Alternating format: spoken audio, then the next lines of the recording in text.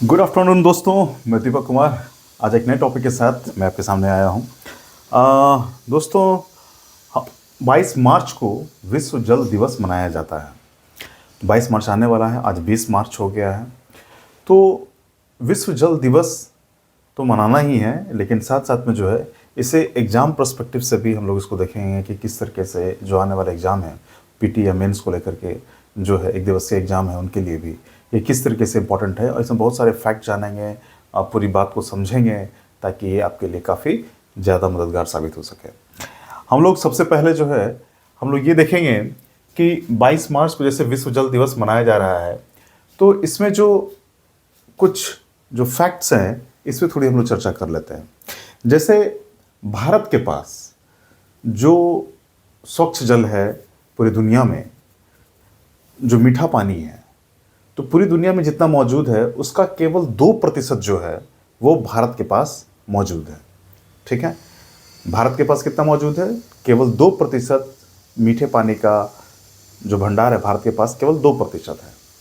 लेकिन अगर हम जनसंख्या की बात करें तो विश्व की कुल जनसंख्या जितनी है उसका 17% जो है वो भारत के पास है। तो ये डाटा है, काफ़ी इंपॉर्टेंट है, कहीं भी पूछा जा सकता है, मेंस में लिखने में काम आ सकता है, एस्से में लिखने में काम आ सकता है। ठीक है, इसे याद रखेंगे आप। तो आप देखिए कि जल, मीठे जल का जो स्रोत है ना, वो 2% है हमारे पास मीठे जल, और जो है जनसंख्या हमारी 17% है विश्व की, है ना। तो कहीं ना कहीं जो है जनसंख्या दबाव जो है वो बढ़ रहा है ना, जनसंख्या दबाव बढ़ रहा है।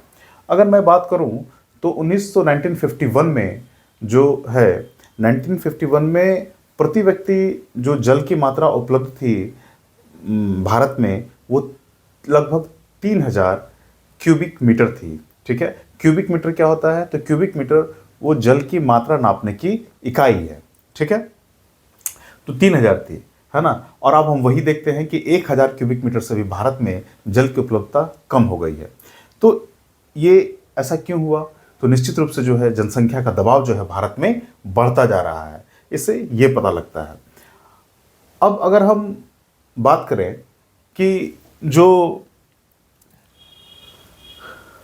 अगर मैं बात करूं कि जो द वर्ल्ड रिसोर्स इंस्टीट्यूट है ना, द वर्ल्ड रिसोर्सेज इंस्टीट्यूट है, इसमें यह कहा गया है कि जो चीन और भारत जैसे देश हैं, विशेषकर चीन और भारत के लिए कहा गया है कि इनके खराब जल प्रबंधन के कारण जो इनकी आर्थिक व्यवस्था है, इनका जो जीडीपी है इन दो देशों का, है ना, तो इसमें से 7 से लेकर 12% की कमी आ सकती है। और ये काफ़ी चिंताजनक बात है ना। और ये कैसे होता है हम लोग इस पर भी चर्चा करेंगे। तो हम देख रहे हैं कि खराब जल प्रबंधन यानी कि जल संरक्षण का सही तरीके से ना होना, जल प्रबंधन का सही तरीके से ना होना, पुनर्चक्रण जो रिसाइकलिंग होता है वो नहीं हो पा रहा है ढंग से, है ना। नियम काफ़ी बन रहे हैं लेकिन फिर उनका क्रियान्वयन में कमी हो रही है ना। तो इससे क्या होता है कि हमारे जीडीपी पर भी, भारतीय अर्थव्यवस्था पर भी असर पड़ सकता है ना, और 7 से 12% तक की उसमें कमी आ सकती है। फिर हम लोग बात करते हैं कि एक जो वैश्विक मानदंड है कि अगर 1700 क्यूबिक मीटर से कम जल उपलब्ध है, 1700 मीटर से कम जल उपलब्ध है प्रति व्यक्ति, तो उस देश को जल दबाव वाला देश कहा जाएगा, वाटर प्रेशर झेलने वाला देश कहा जाएगा, जल दबाव वाला देश कहा जाएगा। ठीक है, और भारत में वर्तमान समय में जो है 1000 क्यूबिक मीटर से कम प्रति व्यक्ति जल उपलब्ध है, तो इसलिए भारत भी कहीं ना कहीं जल दबाव वाले देशों में शामिल है। ठीक है, ऐसे कई सारे देश हैं, बहुत अन्य भी देश हैं, लेकिन जो है हम लोग वैश्विक स्तर पर और भारत के स्तर पर समझने का प्रयास करेंगे इसे। ठीक है, फिर हम देखते हैं कि जो है वो केवल जल की कम उपलब्धता ही समस्या नहीं है। जल में जो प्रदूषण है, प्रदूषणकारी तत्व है, प्राकृतिक दृष्टिकोण से मानव जनित प्रदूषण तो है ही है। मानव तो मतलब कि कृत्रिम तरीकों से जल को प्रदूषित कर ही रहा है, लेकिन साथ साथ जो प्राकृतिक तरीके हैं उससे भी जल प्रदूषित हो रहा है। कैसे भाई? तो जो भूजल है, भूजल जो है, यानी कि भूमि के अंदर जो जल मौजूद है ना, उसमें आर्सेनिक या फ्लोराइड जैसे तत्व पाए जाते हैं जो कहीं ना कहीं जल की गुणवत्ता को खराब कर देते हैं और जिसको पीने से जो है कई तरह की बीमारियां होती हैं। भारत में ये दोनों समस्याएं काफ़ी पाई जाती हैं, फ्लोराइड की और आर्सेनिक की। जैसे भारत के 230 जिलों में जो है आर्सेनिक की समस्या है, 230 जिलों में आर्सेनिक की समस्या है, और 469 यानी 469 जिले जो हैं भारत के, वो फ्लोराइड की समस्या से ग्रस्त हैं। खैर, इनके उपाय भी बहुत सारे किए गए हैं, राज्य सरकार और केंद्र सरकार दोनों अपने स्तर पर जो है वो प्रयास कर रही हैं, लेकिन वो ज़्यादा नहीं हो पा रही हैं। ठीक है, तो इसलिए ये सारी बातें हम लोग समझने की कोशिश कर रहे हैं।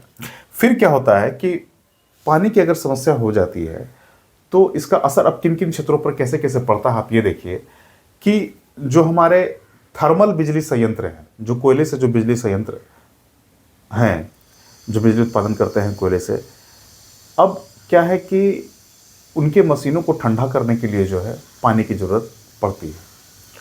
और अगर ये पानी की उपलब्धता ही कम हो जाए तो थर्मल जो बिजली संयंत्र है वो कैसे काम करेगा, उसे बंद करने की नौबत आप आ जाएगी। और कई बार ये नौबत आ चुकी है और थर्मल पावर प्लांट्स को जो है वो बंद करना पड़ा है। एक डाटा उपलब्ध है हमारे सामने कि 2017 से लेकर 2021 के बीच में जो है वो थर्मल बिजली संयंत्र जो है पानी की कमी के कारण उन्हें बंद करना पड़ा, और जिसके लिए जो है 8.2 टेरावाट बिजली की कमी हो गई, यानी कि इतना उत्पादन नहीं हो पाया।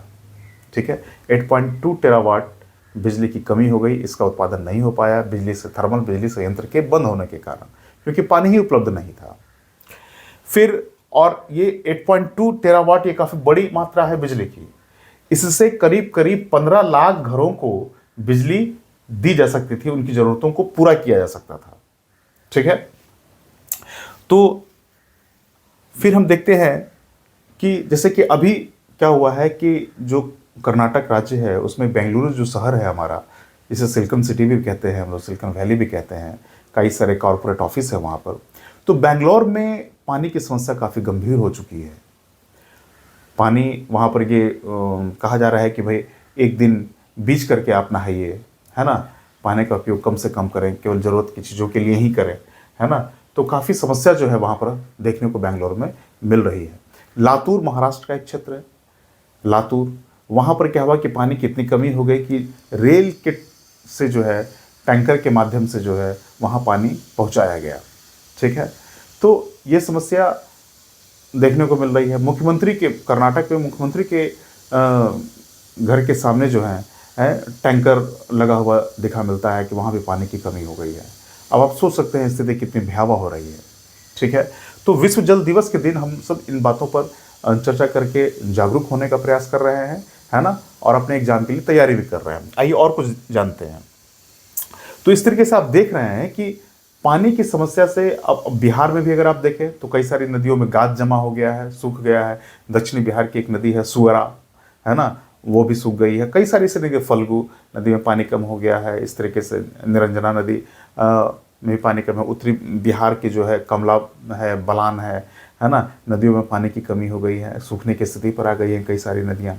ठीक है, तो हम देखते हैं कि तो पानी की समस्या एक ऐसी समस्या है। और हाँ, बेंगलोर में एक और भी चीज़ देखा जा रहा है कि बेंगलोर से लोग पलायन कर रहे हैं पानी की कमी के कारण, है ना। अब बिना पानी के कैसे कोई जीवित रह सकता है, तो बेंगलोर में ये समस्या आ रही है कि लोग वहाँ से पलायन भी कर रहे हैं। और अब पानी नहीं दिखा तो पलायन, तो जहाँ पानी मिलेगा वहाँ लोग जाएंगे ही जाएंगे।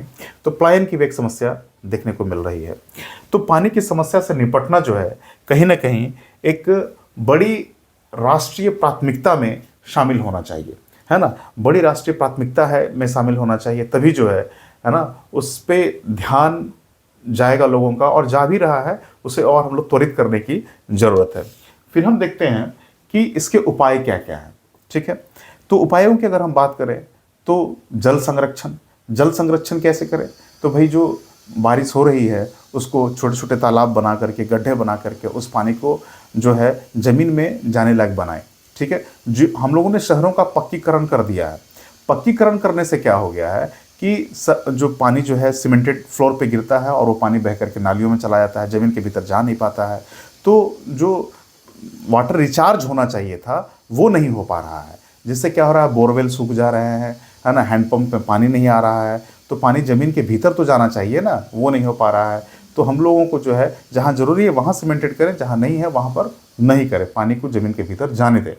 जल संरक्षण के और भी कई सारे उपाय हैं, ठीक है। सोकपीट बनाए जा सकते हैं, हर मकान में सोकपीट रहना आवश्यक है ना, होना चाहिए, बिल्कुल कंपलसरी होना चाहिए, नहीं रहेगा तो फिर फाइन लगेगा। इस तरीके का उपाय जो है, सशक्त नियम बनाए जाने चाहिए, उनका नियमन होना चाहिए, है ना। फिर हम देखते हैं कि जल का सही इस्तेमाल, है ना। अब जहाँ एक मग से पानी चल सकता है वहाँ पर एक बाल्टी खर्च करने की क्या ज़रूरत है, ऐसी मानसिकता डेवलप करनी होगी, सही इस्तेमाल।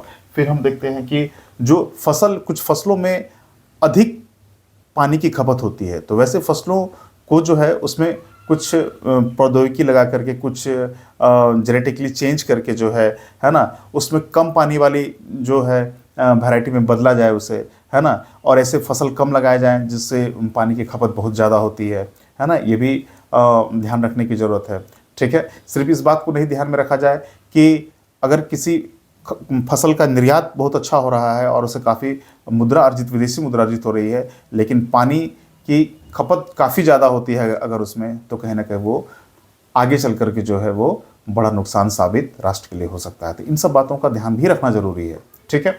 फिर हम देखते हैं कि जैसे कि अब जो है रिसाइकलिंग करना, पुनः उपयोग की तरीके अपनाना। पुणे में हाल में क्या हुआ है, पुणे जो महाराष्ट्र का एक बहुत प्रसिद्ध जिला है, शहर है, तो पुणे में क्या हुआ है कि पुणे में पानी को रिसाइकिल करके, यानी कि गंदे पानी को साफ करके जो है एक ऐप के माध्यम से आप जो है एक टैंकर पानी जो है मुफ्त मंगा सकते हैं, है ना। रिसाइकिल किया हुआ पानी, उसको बर्तन धोने में यूज़ किया सकता है ना, उसको और भी चीज़ों में, खेतों में डालने में यूज़ किया सकता है, उसमें कोई समस्या नहीं है ना।